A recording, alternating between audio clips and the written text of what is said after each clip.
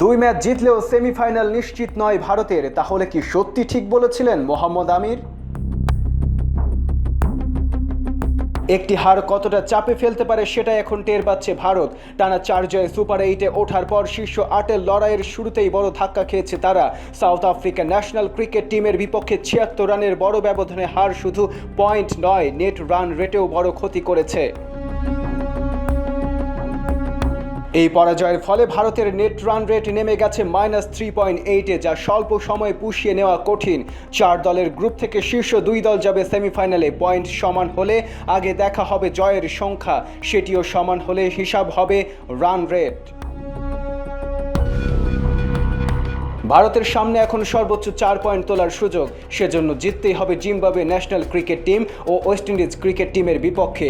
একটি ম্যাচেও হার মানেই বিদায়ের পথে অনেকটাই এগিয়ে যাওয়া। তবে 2 ম্যাচ জিতলেও নিশ্চয়তা নেই শেষ 4-এর, কারণ গ্রুপের অন্য দলগুলোর সমীকরণও জটিল। এক দল 6 পয়েন্ট পেলে আর বাকি 2 দল 4 পয়েন্টে থাকলে রান রেটের লড়াই বড় ব্যবধানে পিছিয়ে থাকবে ভারত।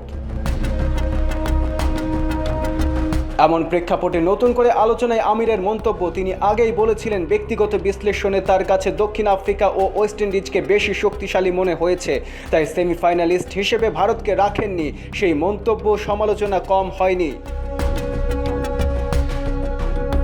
কিন্তু প্রোটিয়াদের বিপক্ষে এক পেশে হারের পর প্রশ্নটা আবারও ঘুরে ফিরছে, আমির কি তবে আগে ভাগেই সমীকরণটা বুঝে ফেলেছিলেন? Saeed Ansari, the daily field.